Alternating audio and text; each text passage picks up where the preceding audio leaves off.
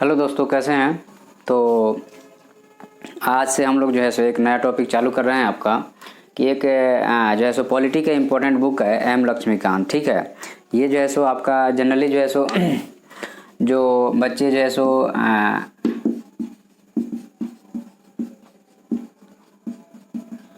M Laxmikant है, तो यह बुक का जो जनरली जो है सो बच्चे यूपीएससी की जो तैयारी करते हैं या जो है सो स्टेट पीएससी की तैयारी करते हैं, ठीक है, उनके लिए बड़ा ही फ़ायदेमंद बुक है।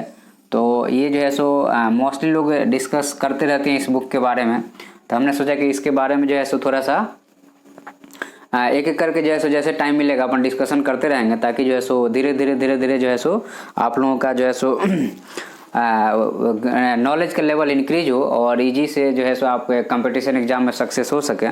ठीक है, तो एक्चुअल में इस बुक में जो है सो आपको दिया तो कॉन्स्टिट्यूशन ही है, लेकिन कॉन्स्टिट्यूशन का मतलब डायरेक्टली कॉन्स्टिट्यूशन नहीं है, उसका एनालिसिस दिया हुआ है। एक तरह से कहा जाए कि कॉन्स्टिट्यूशन को उन्होंने एनालाइज किया है।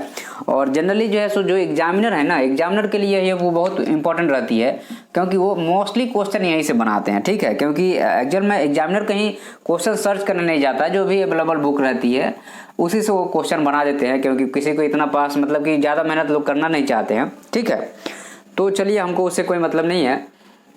तो हमको पहले जानना है आपका जो है सो historical background of the constitution of India. ठीक है, हमें जानना है आपका हिस्ट्री जो है सो आपका हिस्ट्री जो है सो किसका, तो कॉन्स्टिट्यूशन ऑफ इंडिया। मैं COI लिखूं तो समझ लेना कि आप ये कॉन्स्टिट्यूशन ऑफ इंडिया लिखा गया। ठीक है, तो history of the constitution of India की बात अगर करते हैं तो देखो, आपको पता है कि एंशिएंट इंडिया में जो है सो भारत में नेशनलिज्म का कंसेप्ट था। ठीक है, नेशनलिज्म का कंसेप्ट था, नेशनलिज्म का कंसेप्ट था। और नेशनलिज्म का concept it means that there state having the certain boundary. ठीक है, state having the certain boundary and all people living in this area having responsible to maintain this boundary। okay, मतलब कि जो people इस state के अंदर रहता है उसकी रेस्पॉन्सिबिलिटी बनती है कि इस बाउंड्री को इंटैक्ट रखे, और बाहर से कोई आक्रमण करता है या बाहर से कोई भी आदमी आता है, फॉरेन इन्वेजन होता है, तो इसको बचाया जाए। तो नेशनलिज्म के कंसेप्ट इंडिया में बहुत पहले से एंशिएंट इंडिया में जो है सो आपका 16 जो है सो महाजनपदा है ना, महाजनपदा है, वहां से था। तो अंग्रेज क्या बोलते थे, अंग्रेज ये बोलते थे कि इंडिया में जो है सो नेशनलिज्म का कंसेप्ट है ही नहीं, ये लोग जो है सो बार्बर हैं, ये लोग जो है सो मतलब कि जो है सो अनएजुकेटेड पीपुल हैं, और जो है सो ये लोग जो है सो पूरे कल्चर में घुसे पड़े हैं, इनको कुछ समझ में नहीं आता, ऐसा वो लोग ट्रीट करते थे।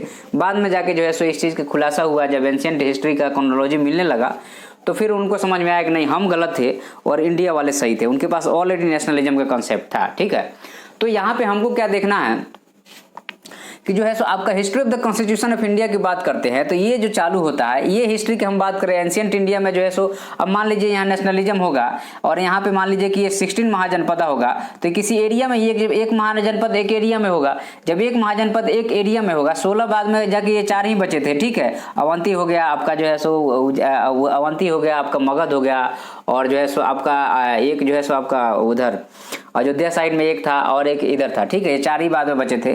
तो आपका जो है सो ये अब मान लीजिए कि यहाँ पे है, तो यहाँ पे कुछ असेंबली तो होगी ना, तो ये रिपब्लिक थे, आपको याद होना चाहिए, रिपब्लिक थे। रिपब्लिक का मतलब क्या हुआ कि चुना हुआ व्यक्ति राज करेगा, मतलब कि जो है सो आपका इलेक्शन का कुछ कंसेप्ट होगा। ठीक है, चुना हुआ व्यक्ति क्या करेगा, राज करेगा। जैसे आपको पता होगा कि जो है सो आपके जो है सो महात्मा बुद्ध थे, वो रिपब्लिक के थे, मतलब कि वहां पे चुना हुआ व्यक्ति राज करता था। ठीक है, या जो है सो लोगों की समिति या समूह होगा वो राज कर रहा होगा। ठीक है, तो अब अपने कॉन्स्टिट्यूशन ऑफ इंडिया की अगर हिस्टोरिकल बैकग्राउंड की अगर आप बात करोगे, तो हिस्टोरिकल बैकग्राउंड में अगर जाओगे तो आपको हिस्टोरिकल बैकग्राउंड जो इसका शुरू होता है ना, क्योंकि अपना कॉन्स्टिट्यूशन जो है वो एक्चुअल में जो है मिली जुली है, पूरे वर्ल्ड के कॉन्स्टिट्यूशन से चुराया हुआ है, मिलाया जुला करके, और फिर जो है सो मोल्ड करके अपने हिसाब से उसको बनाया गया है। तो कॉन्स्टिट्यूशन असेंबली में जब बहस चल रही थी तो लोगों ने क्रिटिसाइज किया डॉक्टर अम्बेडकर को, क्योंकि वो हेड थे।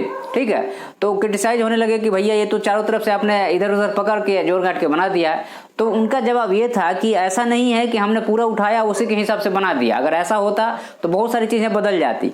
तो हमने जो है सो उसको उठाया जरूर है, लेकिन अपने इंडिया कल्चर और जो है सो पीपुल और ट्रेड के हिसाब से और डाइवर्सिटी के हिसाब से हमने जो है सो उसको जो है सो मॉडिफाई किया है, अब मॉडिफाई करके आपके सामने लाए हैं। ये अम्बेडकर जी का स्टेटमेंट था, समझना। तो अब यहाँ पे जो है सो ईस्ट इंडिया कंपनी की स्थापना होती है 1600 ईस्वी में। कब होती है? 1600 AD में होती है।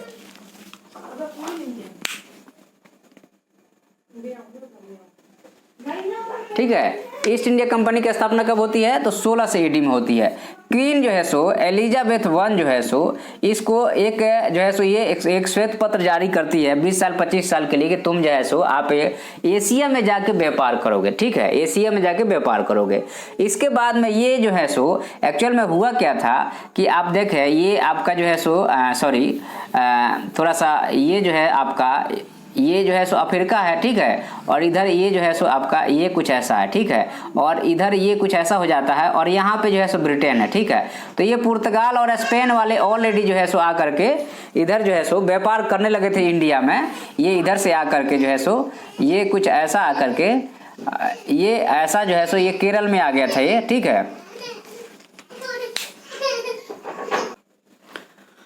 हाँ, तो 1600 AD में जो है सो क्वीन एलिजाबेथ ने जो है सो इसको क्या किया कि इसको एक श्वेत पत्र जारी कर दिया। तो ये वाले जब ये बहुत ज़्यादा पैसा वैसा कमाने लगे, देखने लगे, तो ये ब्रिटेन वाले बोले कि अरे भाई यहाँ तो कुछ ऐसा हो रहा है और हम लोग कुछ कर नहीं पा रहे हैं। ठीक है, इसकी एक स्टोरी एक दिन बताएंगे जब वर्ल्ड हिस्ट्री पढ़ाएंगे। तो इनके बीच में भी बहुत सारा यहाँ पे ऑर्थोडॉक्स चर्च थे और यहाँ पे लिबरल वाले थे। ये इनको जो है सो पैसा वैसा दे रहे थे इनको दबाने के लिए और इनको व्यापार नहीं करने दे रहे थे। तो फिर आपस में ये बहुत लंबी लड़ाई है। जब रिलीजन की कभी बात होगी तो इसके बारे में बात करेंगे। ठीक है, अभी उधर नहीं जाएंगे, नहीं तो ये पूरा छूट जाएगा। ठीक है, तो हुआ क्या यहाँ पे कि जो है सो आपका ये अब ये वाले ब्रिटेन वाले जो है सो अब यहाँ से आगे आए, यहाँ पे आए। ठीक है, तो जब यहाँ पे आए तो ऑलरेडी पुर्तगाल वाले इधर एरिया में सेटल थे। पुर्तगाल वाले तो पुर्तगाल वाले इनको घुसना ही नहीं दे रहे थे। अब हिस्ट्री जब मॉडर्न हिस्ट्री होगी ना तब इसके बारे में चर्चा होगी। ठीक है, तो यहाँ पे इनकी अपनी एक चल रही है। ठीक है, लेकिन हमको उतना डीप नहीं जाना है। तो यहाँ पे क्या हुआ आपका कि 1600 AD में जो है सो क्वीन एलिजाबेथ ने जो है सो इसको वो दे दिया, क्या दे दिया? श्वेत पत्र दे दिया कि तुम जा करके ईस्ट इंडीज में इधर साइड व्यापार करो।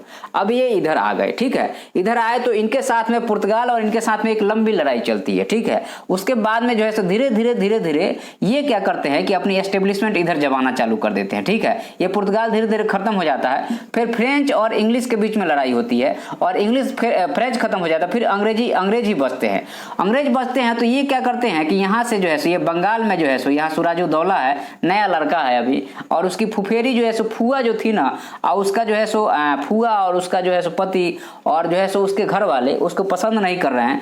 तो अब क्या है कि फुआ और जो है सो यहाँ बंगाल के जो बड़े बड़े सेठ साहूकार हैं और जो है सो उसका वो क्या बोलते हैं फूफा जब मिल करके क्या करते हैं ना इसको जो है सो हटा देते हैं और रॉबर्ट क्लाइव जो है सो आकर के यहाँ पे अपना जो है सो रॉबर्ट क्लाइव युद्ध करता है और बाद में जो है सो ये सारे सेना जो उसका चूंकि फूफा जो भी रिलेशन वाला सेनापति था वो लड़वाता ही नहीं है और अकेले सिराजुद्दौला पड़ जाता है। उसके बाद में इसका बेटा जो है सो घेर के इसको मार देता है सिराजुद्दौला को। ठीक है, जब सिराजुद्दौला को मार देता है तो यहाँ पे जो है सो अब उसका फूफा राज कर रहा है। अब वो तो इसका अंग्रेज का गुलाम हो गया तो वो अपने हिसाब से सारा काम कराने लगा। तो फिर इसका भी दामाद जो है ना, इसका दामाद जो है सो अब ये अंग्रेज की जब बात बनना बंद कर देता है तो इसका दामाद आ जाता है। वो इसके साथ कॉन्ट्रैक्ट कर लेता है और वो क्या करता है अपने कैपिटलों का शिफ्ट करके है ना ले जाता है मुंगेर साइड बिहार में ले आता है कि हम देखते हैं। और बॉक्सर की लड़ाई होती है और बॉक्सर की लड़ाई में क्या होता है कि हार जाता है। कौन? ये वाला हार जाता है। ठीक है, तो ये डिफीट होता है तो अकेले यही नहीं डिफीट होता है, इसके साथ में जो है सो आपका दिल्ली का बादशाह शाह आलम II बादशाह वो होता है और अवध का नवाब होता है और ये तीनों हो जाते हैं। जब तीनों हो जाते हैं तो 1765 की जो है सो संधि होती है जिसमें जो है सो शाह आलम II जो है सो क्या कर रहा है कि बंगाल, बिहार और उड़ीसा, देखना समझना है थोड़ा सा, ये जो है सो ऐसा कुछ है। तो ये बंगाल हो गया, ये बिहार हो गया और ये उड़ीसा हो गया, इन तीनों प्रांत को क्या करता है कि अंग्रेजों को दे देता है। किसको दे देता है? इंग्लिश मैन को दे देता है कि भैया तुम यहाँ के जो है सो पैसा वसूलो, यहाँ के दीवानी राइट तुम ले लो, पैसा वसूलो और उसमें से हमको देना। ठीक है, क्योंकि ये उतना मजबूत नहीं रहे, जब हम हिस्ट्री पढ़ाएंगे तो आपको बताएंगे। उसके बाद में क्या होता है आपका, उसके बाद में जो होता है यहाँ पे कि अब अंग्रेज तो अंग्रेजी बोलते थे और इंडिया के रूल रेगुलेशन जान ही नहीं रहे हैं। तो अब क्या हो रहा है कि अब वो क्या करेंगे कि इंडिया के जो इतने भी पंडित हैं, मौलवी हैं, उनको बुलाएंगे, उनसे हिंदी और संस्कृत और भाषा रूल्स रेगुलेशन और हेरिटेज को सीखने की कोशिश करेंगे, क्योंकि जब तक आप रूल रेगुलेशन नहीं जानेंगे कैसे राज करेंगे। प्रॉपर्टी का कहाँ क्या रूल है, रिलीजन का क्या कितना कंट्रीब्यूशन है, वो जानना जरूरी है ना। तो अब यहाँ पे क्या होता है, धीरे धीरे वो क्या कर देंगे कि यहाँ के जितने भी टेक्स्ट है उसको पढ़ेंगे, समझने की कोशिश करेंगे, अंग्रेजी में ट्रांसलेट करेंगे और वहीं से सारी चीज चालू होती है। तो ये चलते चलते आते आते जो है सो आपका 1765 में बंगाल बिहार उड़ीसा की जब वो हो जाता है, उसके बाद में जो है सो अब ये अंग्रेज जो है ना, अंग्रेज देखना ये अंग्रेज जो है यहाँ से खूब धन जो है सो जब मनमानी पैसा ले रहे हैं, कोई रोकने वाला तो है नहीं, तो मनमानी लूट रहे हैं। जितना भी कल कारखाना है, जितना भी उस टाइम के सारा चीज है, उस सब को जैसे पकड़ यहाँ से उठा के चुपचाप जो है सो ले जा रहा है। इनको मान लो कि अंग्रेजों को क्या होता था, पहले पेमेंट मिल रहा है मान लो 1500 रुपया, ठीक है, क्या कंपनी कम पेमेंट देती थी और ये लोग क्या करते थे, अपने भाई भतीजा के नाम पे व्यापार कराते थे और यहाँ से और जबरदस्ती लूटते थे, राजा को मारते थे, लूटते थे, सारा सोना चांदी लेके जा रहे थे। और यहाँ ये ब्रिटेन में जब आ गए तो यहाँ पे जो है सो ये इतना पैसा हो गया, यहाँ पे जब यहाँ आते हैं ब्रिटेन में जब रहने लगते हैं तो ये नवाब जैसे वहां बोलते हैं कि हम नवाब हैं, मतलब वहां नवाब कोई वर्ड नहीं था, नवाब तो इंडिया का वर्ड था, लेकिन वहां बोलते नवाब। I am working in India and I am living in the England. I am living like a नवाब। मतलब एक रोबदार जो है ना, कल्चर के जो असर है ना, क्यों, क्योंकि पैसा है तो बाकी यहाँ के लोग हैं ना जलने लगते हैं, जितने ऑफिसर हैं इनसे जलने लगते हैं तो पार्लियामेंट में बोलते हैं प्रधानमंत्री को तुम कुछ करो भैया, नहीं तो ये तो हमारे ऊपर अभी पैसा है तो पार्लियामेंट को कल के दिन खरीद लेंगे, तो सारा डेमोक्रेसी ही खत्म हो जाएगी फिर से।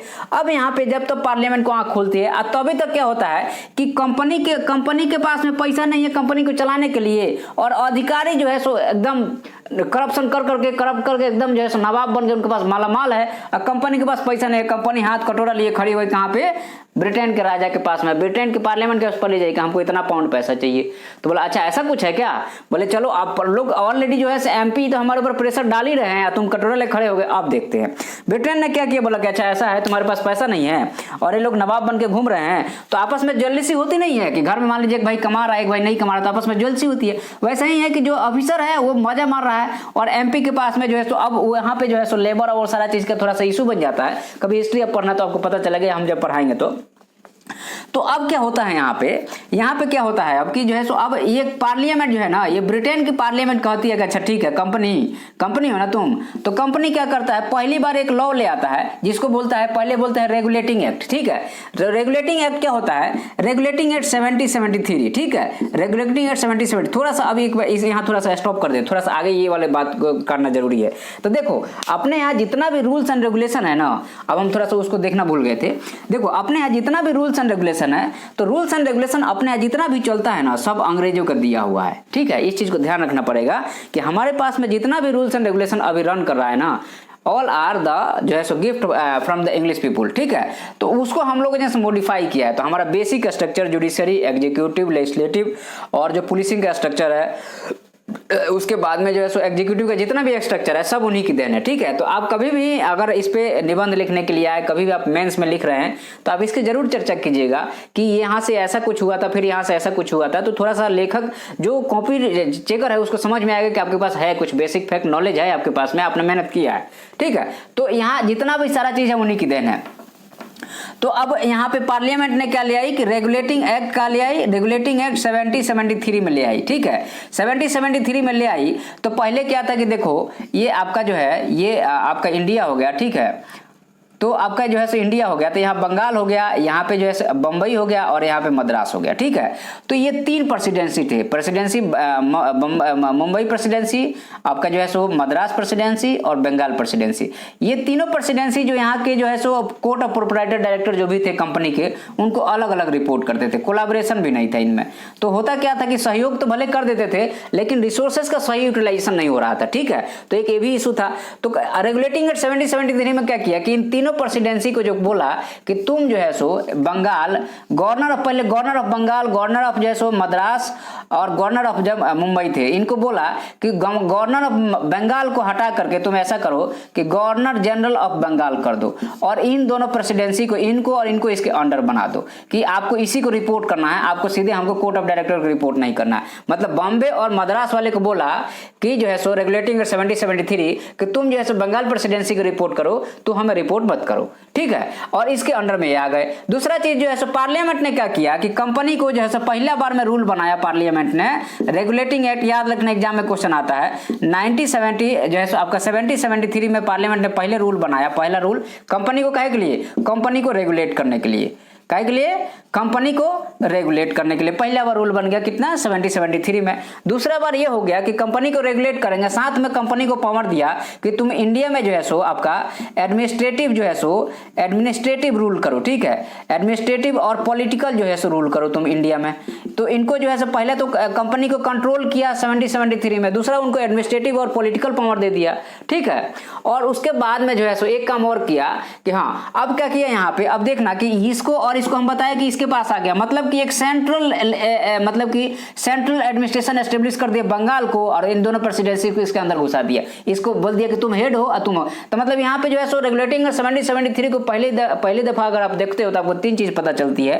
पहला चीज की कंपनी को रेगुलेट करने का काम पार्लियामेंट ने शुरू किया, दूसरा चीज की सेंट्रल एडमिनिस्ट्रेशन का एस्टेब्लिशमेंट हुआ, और तीसरा चीज की कंपनी को जो है पार्लियामेंट और एडमिनिस्ट्रेटिव पावर दे दिया गया कि तुम इंडिया में जाकर राज करो, ठीक है। अब ये हो गया कि तीन चीज जो है सो एक कंपनी को किसने दिया, तो ये कंपनी को जो है सो ब्रिटेन की पार्लियामेंट ने दिया, वहां के बिल पास हुआ, और यह बिल जो है सो कहां महारानी के पास चला गया, महारानी जी ने उस पर क्या करी, साइन कर दी, और ये लागू हो गया। अब समझना इसका स्टोरी। इसके बाद में क्या होता है कि जो है सो अब ये तीन चीज हो गया, उसके बाद में साथ में क्या किया उन्होंने, जो है सो यहाँ पे ये तीन चीजें तो हो गई, ठीक है। उसके बाद में जो है सो अच्छा यहाँ पे गवर्नर ऑफ बंगाल को गवर्नर जनरल ऑफ बंगाल और वारेन हेस्टिंग्स आपको बता चुके हैं, ठीक है।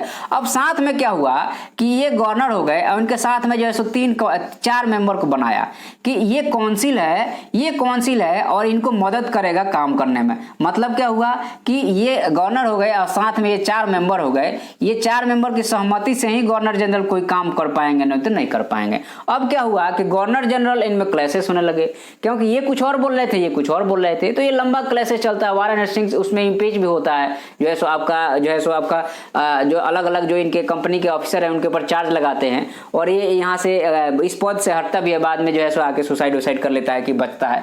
तो अब यहाँ पे क्या है कि ये 4 मेंबर जो है सो गवर्नर जनरल के साथ में जो है मिल करके काम कर रहे हैं। तो अब यहाँ पे इनकी सहमति नहीं बन रही है, तो उसके कारण कंपनी के काम इफेक्ट हो रहा है। उसके बाद में जब इसमें अमेंडमेंट आएगा तो उसमें हम डिस्कस करेंगे, ठीक है। अब उसके बाद अब आपको जो 4 मेंबर के एग्जीक्यूटिव काउंसिल है, उसके बाद में उन्होंने बोला कि एक काम करो कि एक सुप्रीम कोर्ट एस्टेब्लिश करो बंगाल में, और इनको जो है सो साथ में 3 जज, एक सीजीआई और जो है सो जज जो है सो बी और जो है सो जज सी, मतलब कि एक जो है सो सुप्रीम कोर्ट कलकत्ता में एस्टेब्लिश होगा जो कंपनी के मैटर को देखेगा और पब्लिक के मैटर को भी देखेगा। ये जो सुप्रीम कोर्ट कलकत्ता में एस्टेब्लिश होगा रेगुलेटिंग एक्ट 73 के हिसाब से, ठीक है। उसके बाद में बोल दिया कि जो नवाब बन रहे हैं ना कंपनी के ऑफिसर, जाके यहाँ पे बहुत ज्यादा धनाढ़ बन रहा है, पैसा दिखा रहा है ना, तो बोले कि प्राइवेट ट्रेड को खत्म कर दो और लोकल लोगों से गिफ्ट नहीं, क्योंकि ये लोग गिफ्ट बोलते थे कि वहां से गिफ्ट मिला है, एक्चुअल में तो छीन के ले गया यहाँ से, लेकिन वहां क्या बोल रहा है कि हमको गिफ्ट मिला है। तो ये बोला कि जो गिफ्ट वाला जो नौटंकी चल रहा है ये भी बंद कर दिया, अब प्राइवेट ट्रेड भी बंद कर दिया, ठीक है। उसके बाद में बोल दिया ये रेगुलेटिंग 73 में कि जो कोर्ट ऑफ डायरेक्टर जो ब्रिटेन में बैठे हैं ना, वो हमको जो है रेवेन्यू का मैटर भी बताएंगे, सिविल में तुमने क्या किया वो भी बताओगे, और मिलिट्री में तुमने क्या किया वो भी बताओगे। ये 3 अब ये जो है ओवरऑल रेगुलेटिंग 73 के बीच कहानी है, आप एकदम अच्छे से समझ लो, क्योंकि एग्जाम में इसे हमेशा क्वेश्चन आता है, ठीक है।